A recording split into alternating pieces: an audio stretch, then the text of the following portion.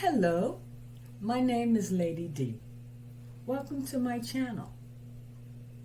What I do here, I keep it real. I always keep it real. Grown folks conversation. So on your way in, please hit the like button, share the video, or subscribe to my channel. I would love to have you. Come on in, let's get this conversation started. Hello, everyone. This is your girl, Lady D. How are you guys doing today? I hope your day is going well. As you can see, I'm still testing StreamYard. So I decided to come on this way today because yesterday morning I was on my way to work and I was on R. Kelly Appeals TV, and they had a podcast actually where R. Kelly was telling his life story basically. So I found that video and I want to play the audio for the people that may not have heard this or seen the video. And I'm sure most of you probably have, but it still touched me. So I wanted to share it with those that probably have not heard or seen this video. Okay, here we go.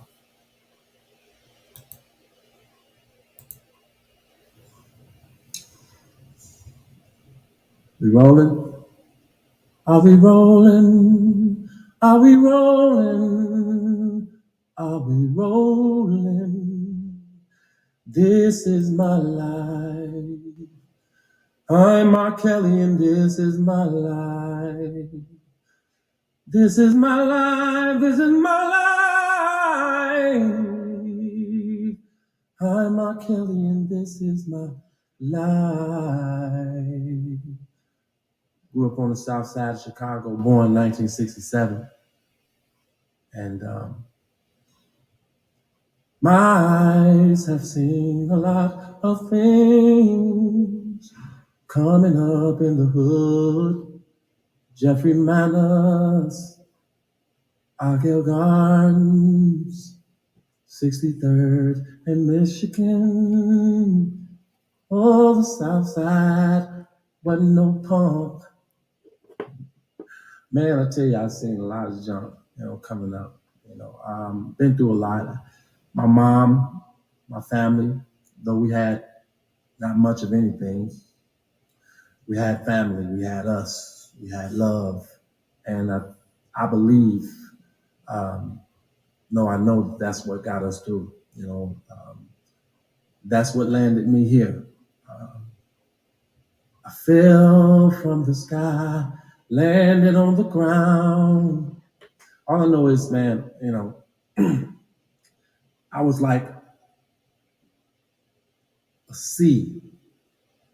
I was like a fish in the middle of an ocean. And then I woke up as a whale in the middle of a pond. That's how it went down for me, man. I blinked my eyes, and next thing you know, I was in the midst of success, in the midst of drama, in the midst of rumors, in the midst of love, but in the midst of haters. But somehow, my gift, which was my music,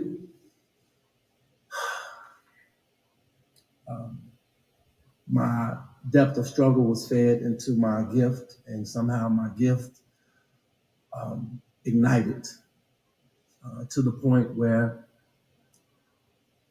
I was able to communicate with the world and ask the world to rescue me. And the minute I opened my mouth and started to sing, oh, that changed everything. And out of nowhere, I mean, I walked through the drug dealers. I walked through the pimps, the hoes, and the hustlers, through the hood. The drugs was offered to me. I've been shot, I've been stabbed,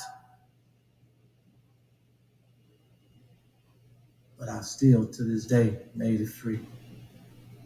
Out of the slums, out of the alleys, out of the deep, deep, deep, dark hood. Sometimes I don't know. Sometimes I don't know just how I got here, just how I made it, just how I made it, just how I made it here. But I'm glad I did.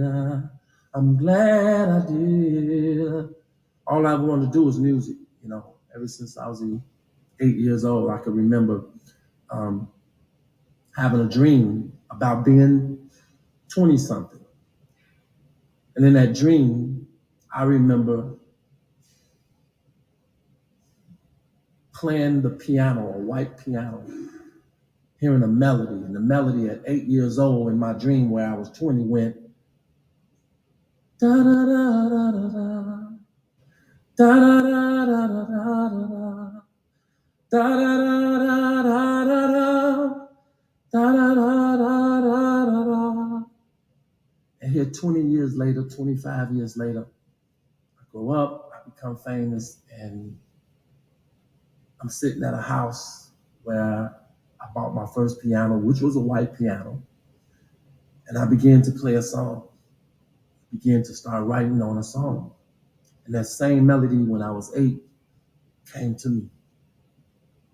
And I couldn't figure out where I heard this melody from. At first I thought I was like still in this melody, but I come to realize that as the lyrics came to me, I believe I can fly. I believe I can touch the sky. I think about it every night and day. Spread my wings and fly away.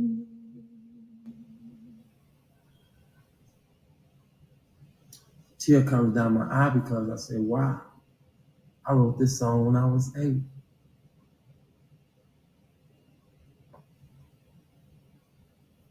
Coming up in the hood, I saw so many things. Those so many things brought me all of my dreams. And now here I am today.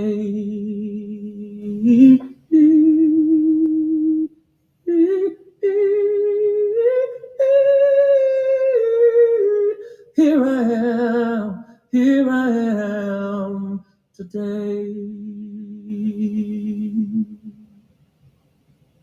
I want to say I'm proud of my past. But more than I am proud, I'm more thankful because people ask me all the time, if you can go back in the past, what would you change? I say, I wouldn't change a thing. They say, what? All you've been through, you wouldn't change nothing? I say, no. They say, why? I say, why should I? Look at me. I'm strong.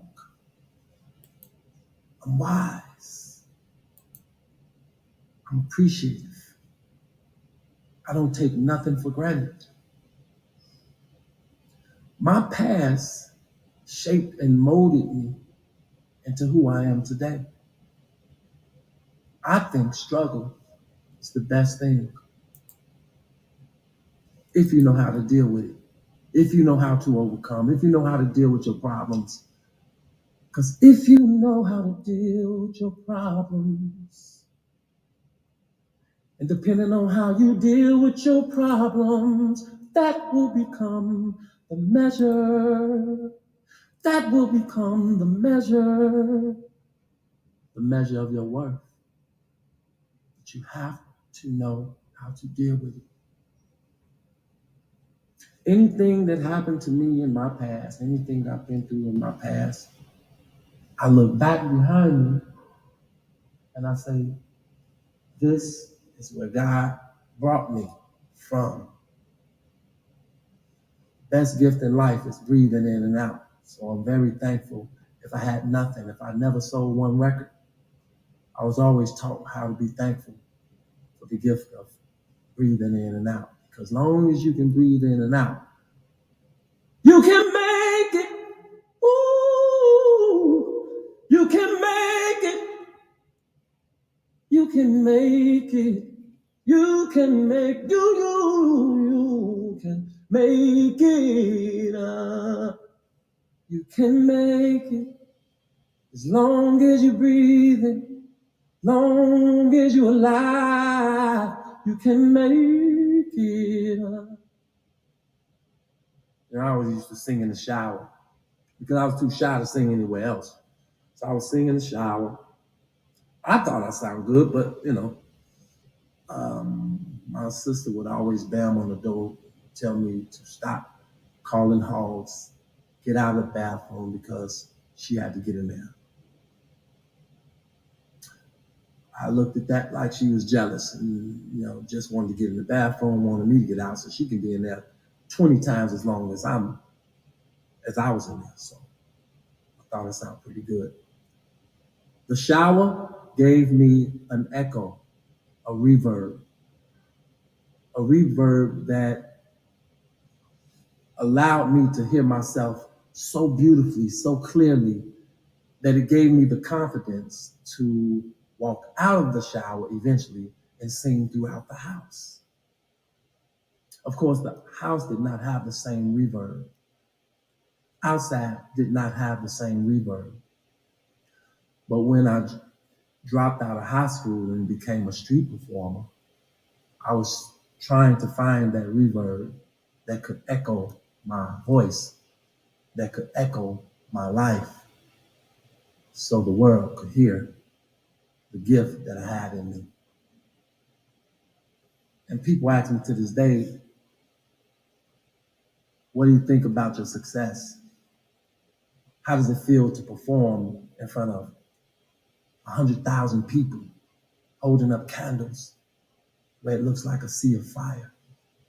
I say, all of that's good and all, and I appreciate that. And I'm very thankful for being able to touch so many people with my music, with my songs. But I tell you, somehow I got that same feeling when I was a street performer down in the subways of Chicago.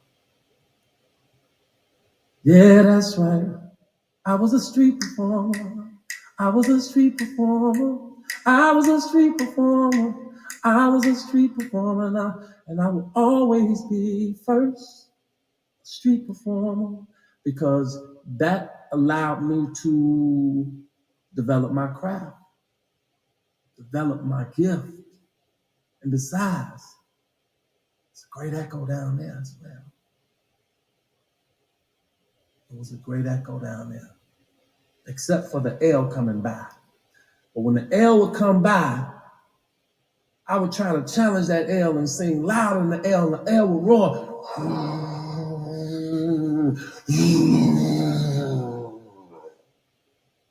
And I would try to sing louder and louder and louder and louder. But the L would be going by. And I would get frustrated because I'm going to get my money if these people don't hear me singing, man. I want to tell people, what made y'all put an L here when I'm trying to sing? But then I come to realize that, hey, sometimes you have to rise above the noise. Find a way to rise above the noise, Rob. And I tried to rise above the L. Still wouldn't work. So I became real slick. I would be singing like this. Someday the world would know my name. I would be singing like this. Someday the world would know my name. And here comes the L, and here comes the L, and here comes the L. And I'd shut up until the L stopped. And when the L stopped, it became quiet again. And I would say, I know someday the world will know Robert's Robert's name. And the people would clap. Oh, I said, that is. I gotta wait till the L stop. That allowed me to develop my patience. Once I developed my patience, I come to find that I had learned how to sing with strength, because before I learned how to develop my patience, I actually learned how to sing loud, trying to sing over the L, which gave me strength in my voice, which gave me the ability to be able to ring out like a bell when I sing.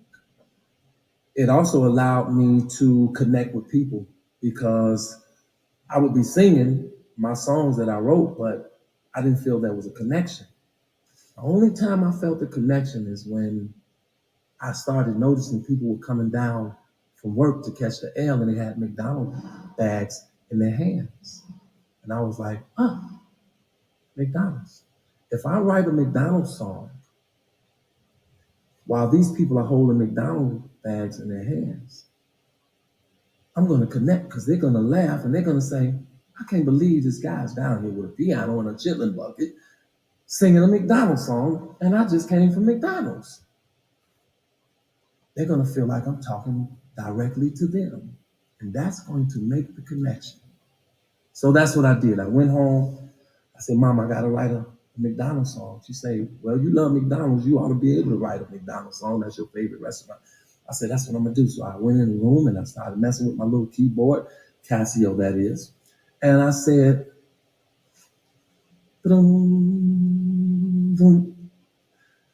McDonald's is the place for you. When your day is through, you can go to McDonald's and get yourself a Big Mac, a Big Mac. Order of fries, icy Coke with an apple pie. No one does it like McDonald's do. McDonald's and you. And the people would clap, and they would go in their pockets. Oh, I gotta pay this guy. This guy's too good. Oh man, I got McDonald's in my hand and he's singing McDonald's. Oh no, he got to get paid. So people started pulling out 50s. I went from making maybe $10 a day, from being there from 9 to 5, to making $400 to $500 a day, because I made the connection. Now that I know how to make the connection, took it to the next level. I hitchhiked all the way to LA, even on a motorcycle. Yeah, man, back in some guy's motorcycle. 18 was a truck, broken down van, got me to LA, where I lived on Venice Beach for like 6 months. I'm talking about the sand part. Yeah, I lived on the sand part of Venice Beach. There was a bleacher and there was a basketball court.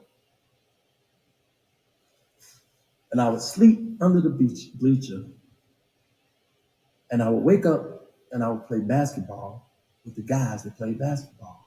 Oh, and I would be killing them. They'd be like, where did this guy come from? He's here every morning playing basketball with us. And it was interesting, because I would play basketball and then I would go and I would street perform with this guy that skates with the good top on Venice Beach. Yeah. And it was amazing times, because those were the times when I was paying my dues. That's right, I was paying my dues. That's right, I was paying my dues. My dues. And sometimes you have to do that. You have to pay your dues. You cannot just wake up and be successful. There's no real success without testimony. The depth of your testimony determines the height of your success. It's not where you are today. It's not how successful you are today. It's what did you do? Where did you go? What did you go through? Where have you been to get to this point? That's the engine. I learned a long time ago after performing on Venice Beach, after being a street performer in Chicago, I went to every talent show, trying to win, but I lose all the time, especially in LA, because at this time, LA was a place of image. You had to look to power, not just sound good. And all I had was basketball gear. And I would do really good in the talent shows, but my image, I looked like a hooper because I was at the time. So I'd lose. But don't feel for me, because see, losing is only temporary. Losing I looked at as a rehearsal. We all lose in rehearsal all the time, over and over and over and over again until we get it right. And that's the point of rehearsal. You rehearse and rehearse and rehearse and rehearse. You mess up, you mess up, you mess up, mess up until you get it right. But LA, street performing, the doors being closed, the no's and all of those things, that was my meal ticket somehow. And I decided then, I didn't want to be stars in the sky, because though they amazed us as kids, but they sat there. They just sat there. Wow. But what amazed me, and what I've always wanted to study and always wanted to become, and I decided in my mind, and I told my mom, I said, Mama, I'm gonna be a shooting star. She said, what you mean? I say, I don't really know what I mean, but I know one thing. I love the shooting star. Why would you love a shooting star? You don't get to see it much. I said, I know. It comes, it goes. You're lucky if you even see one. I said, I know. And it's not like the other stars. I said, I know. But that's the point. If I'm going to be a star, I want to be a shooting star. I don't want to be seen all the time. That's not what I'm about. I'm not about just sitting around in the sky.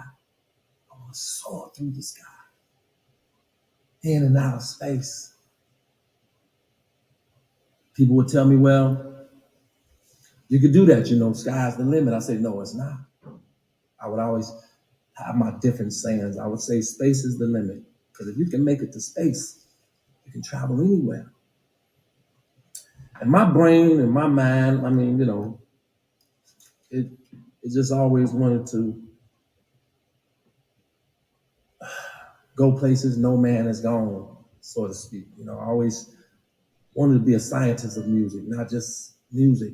I wanted to experiment with my music. I wanted to do R&B, but I also wanted to do the world's greatest. But at the time, I was told, no, you stay in this lane, R&B artist, you're going to do the artist thing, you're an R&B king, and this, that, and the other. I was never interested in being an R&B king. People put that label on me, and I appreciate anybody for saying that I'm the best at something, but I never wanted to be the best at one thing. I never wanted to be the best at R&B. I just wanted to be great at music.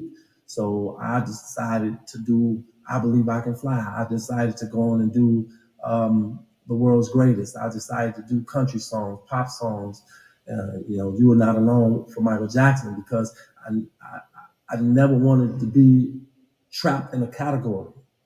And somebody said, oh, that's the R&B king. I wanted to be known for just music. There's Mr. Music. He has no lane. The highway, the streets is his, if he wanted it to be. But I came up in Chicago, and the minute I was born is the minute my father left my mother. Yes, the minute I was born is the minute my father left my mother. And I used to ask my mother, where is my father? And every time she shunned the question, she pushed me away. She said, never ask me that again. Son, never ask me that again.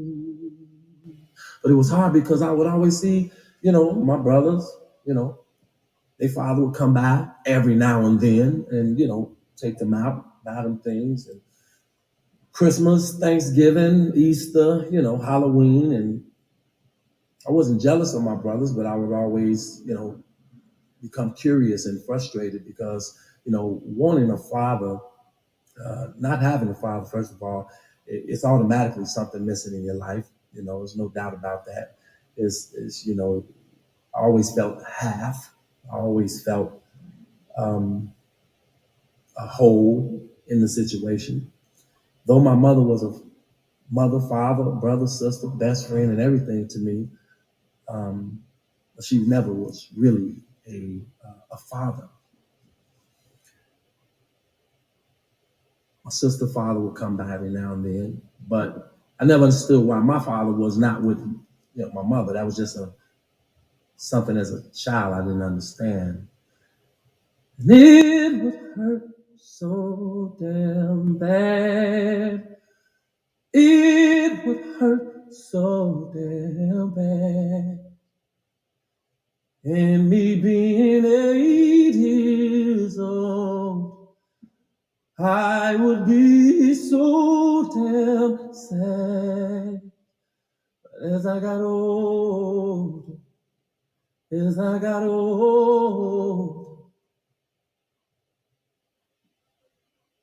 I became closer to my mom. Me and my mom would go to McDonald's. And before she'd go to work, before I go to school, and she would get us a Danish. It's all we could afford is a Danish and a cup of coffee. And we would split the Danish and cup of coffee. She wore this cheap lipstick. And she would put 3 creams and 6 sugars in the coffee. And she would stir it up. She would open the Danish, split it with a little plastic white knife. She had this cheap lipstick, and she would taste the coffee to make sure it was sweet enough. And she'd leave the ring of lipstick on the coffee in which she tastes the coffee. And I remember when she would give me mine, when I would sip from the cup, I would turn it around and I would drink from her lipstick part. Because in a son mother way, I had a serious crush on my mom because she could sing her butt off.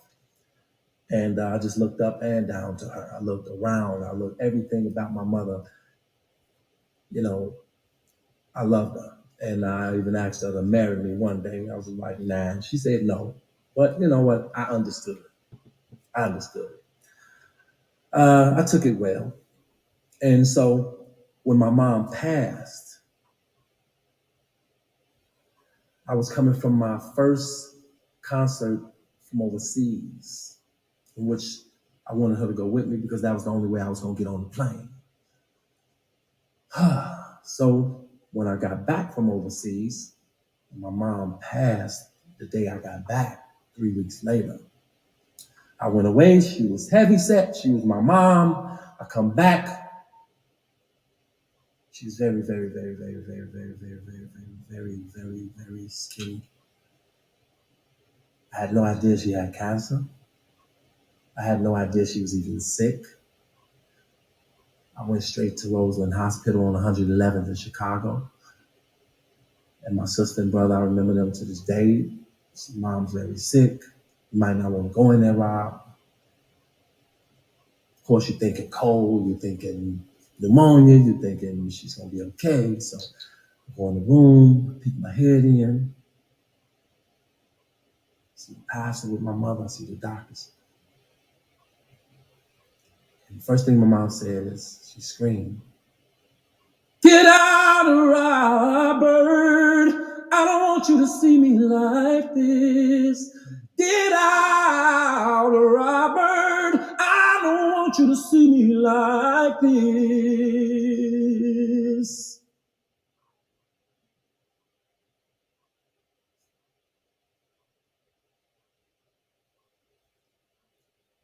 All I can say is, I'm sorry, Mom. I'm so sorry. I didn't know what else to say. Didn't even look like my mother, but I knew it's my mother. I walked up to her bedside. I asked the doctor to pass the excuses. Even my brothers didn't their excuses. It's me and my mom. She said, please leave. Please. I said, Mama, please don't make me leave. Something I gotta tell you.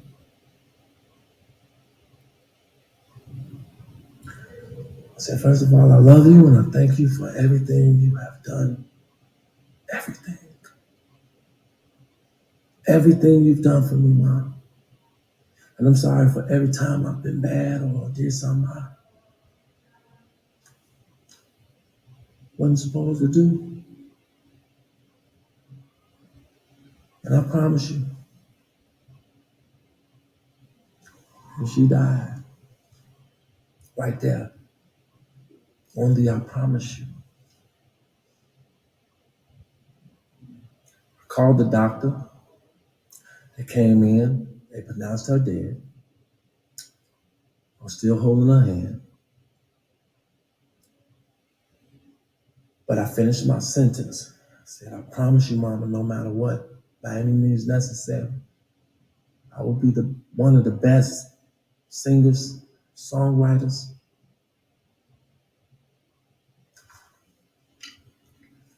this world has ever seen.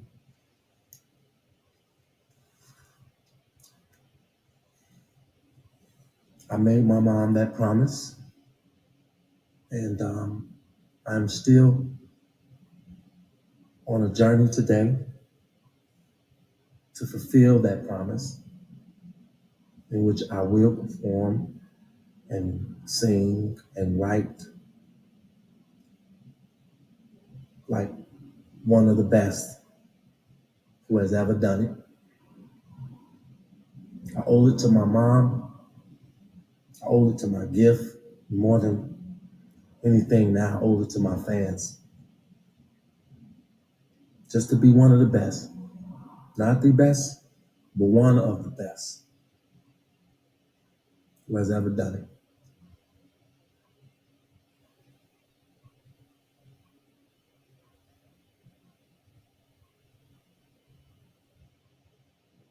It's going to be a little turbulence. But my teacher, mentor, pastor, and I like to call her my Mrs. Miyagi, my music teacher, Lena McLean. She said, do not write songs, write life. Sex is life. So don't judge me. Don't be mad at me if I make a gospel album. That's life. Don't go hating and spreading rumors on me because I made a club banger that says, you may be used to me spending and all that sweet whining and dining. Well, I'm fucking you tonight. Nah, don't judge me. Because I don't judge nobody when I go and see a good movie and somebody get their head blown off. I just enjoy the movie and I appreciate the movie. I appreciate the writing. I appreciate how they told the story. I don't get into, oh man, they got all these guns and they shooting kids and they shooting these people. So don't get mad at me if I write a song and say you remind me of my Jeep. It's just metaphors. It's just entertainment. It's the gift. No different than Bruce Lee.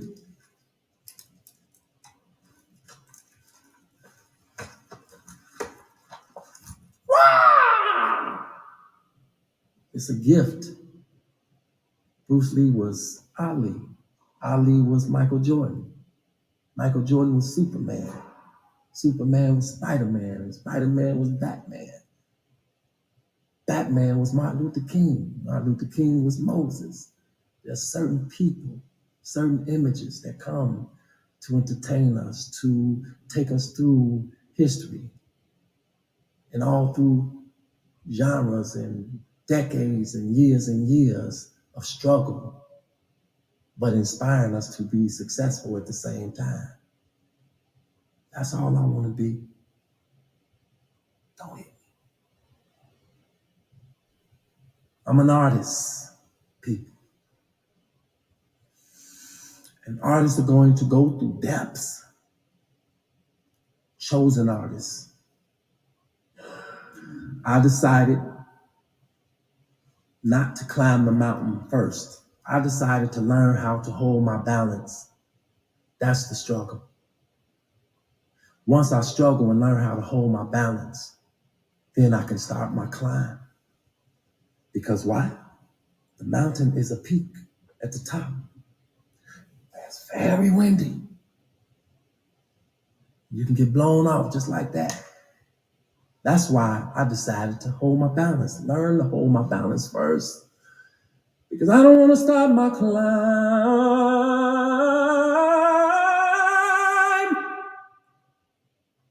and get up there and the easiest thing blow me off. I want to be able to hold my balance and hold my balance strong. I want to be able to stand at the top of that mountain and say, I'm not coming down until I feel like it. I earned that right because I worked my ass off trying to hold my balance. Yeah, that's right. I'm proud of me. I don't have pride. I'm just proud of me. And I suggest, no, I urge you to do the same, to think the same, feel the same, be the same.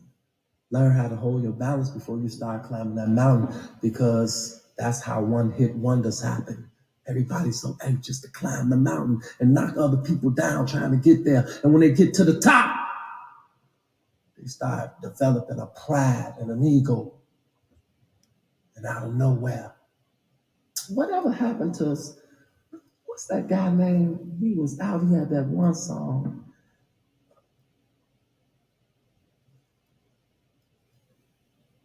He didn't learn how to hold his balance before he started his climb. That's why I'm still here. That's why I'm still in the game. Because to me, it is not a game. People say this, people say that. They talk about me behind my back. They talk about me in front of my face. They talk about me at the side. I can hear the whispers. I can see the gestures. I can feel the spirit of negativity all around me. People steal my watches. They steal my cars. They steal my gold. They steal everything from me. They take my money.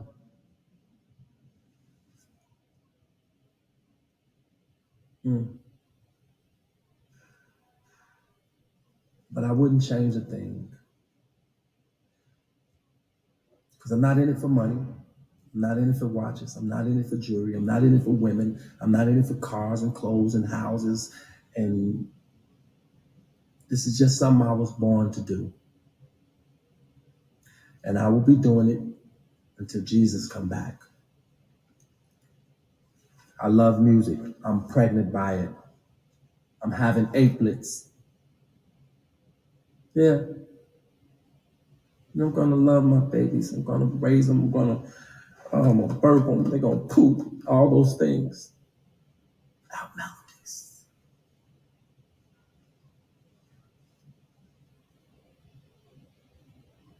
Born in the ghetto. Riding my bike, 14 years old. My mom said, you can go 2 blocks and come back. I said, okay, mama, 2 blocks and back. Okay, mama, 2 blocks and back. I promise 2 blocks and back. Then I get on my little huffy. I do like this because I used to do this, because I used to want to think it was a motorcycle. And I say, broom, broom, broom, broom, broom, broom, broom, broom. And I started paddling my bike. Thought I was the coolest guy in the world. Pow! I heard a gunshot.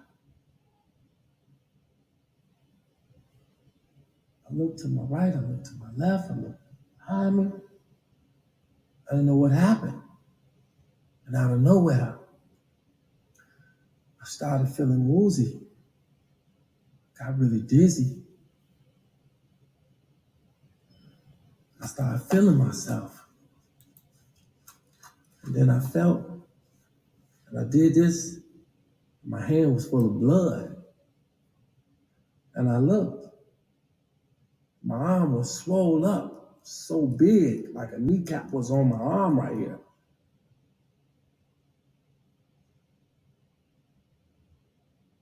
And I fell and hit the ground off my bike. And I remember opening my eyes just a little bit. I saw all of these guys running towards me. And I said to myself, thank you, help, help. But actually it was the guys that shot me. They were taking my bike. And I laid there. I could hear people screaming. I could hear people coming. Next thing you know, I remember waking up in the hospital. And I remember the doctor telling my mother that they couldn't move the bullet out of my arm. It's going to grow a tissue around it because it's too close to a nerve. And if they touch that nerve, it could paralyze my whole arm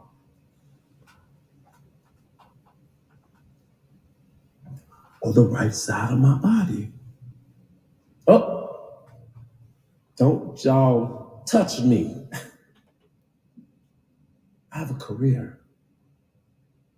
I know I'm 14, 13, but I'm going to be somebody. And I can't do that being paralyzed. I said, Mama, please don't let them cut me, Mama. She said, don't worry about it, baby. They're not going to touch you. It's going to be all right. You're going to be all right. At the time, I really loved basketball. I thought I'd never shoot the ball again. But I developed a shot. It was funny because the bullet was in my arm, and every time I shoot a ball or lift my arm, I feel that bullet. That bullet, I decided, was going to be the constant reminder of the terrible luck I had coming up as a kid, or it was going to be a wonderful reminder of how lucky and how blessed I am to be here today. And of course, I chose the second one. Are you kidding me? Look at me. Look what I've been through. Look how many people I Believe I Can Fly has been able to touch from here to Africa and everywhere around the world. Kids graduating to it. People feeling like they can walk out of the hospital and they feel better. They don't even have to know who wrote the song. It's people that love the song and don't even identify me with the song. I'm good with that. Because that song was not about me. That song was a seed planted in the earth for people to grow and blossom and go on and live their dreams like I've been blessed and able to do mine. Coming up in the hood, my mother and my stepfather fought like cats and dogs. I hated it. But somehow, the love she had for him, I chose to love him too. When my brothers them, whole nother story. My sister, they hated him. I found a way to love him because my mom loved him. Coming up in the hood,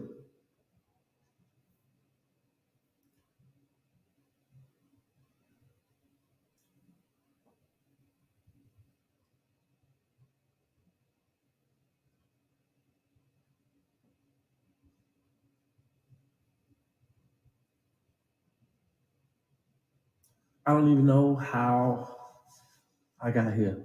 I don't even know. I don't know what these cameras are about. I don't know magazines and photo shoots and videos and award shows and Grammys, and it's all still so surreal to me because my past is so strongly embedded in my head, and I don't know how I looked past all of that and made it to where I am today, but I'm thankful that I did. I'm thankful because I want somebody else out there to say, wow, he did it. I can do it. All you have to do is believe. All you have to do is have faith. All you have to do is see what it is you want and become very stubborn and become very determined. Nobody's going to tell you that success ain't mine. That basketball scholarship, that that trophy, that championship game, that ring, that football touchdown, that isn't mine. And now that I got the ball right, life passed me the ball. I got it. I caught it. I'm running. If I stop, I'm gonna get tackled by a whole lot of people. So I stay running. I stay running.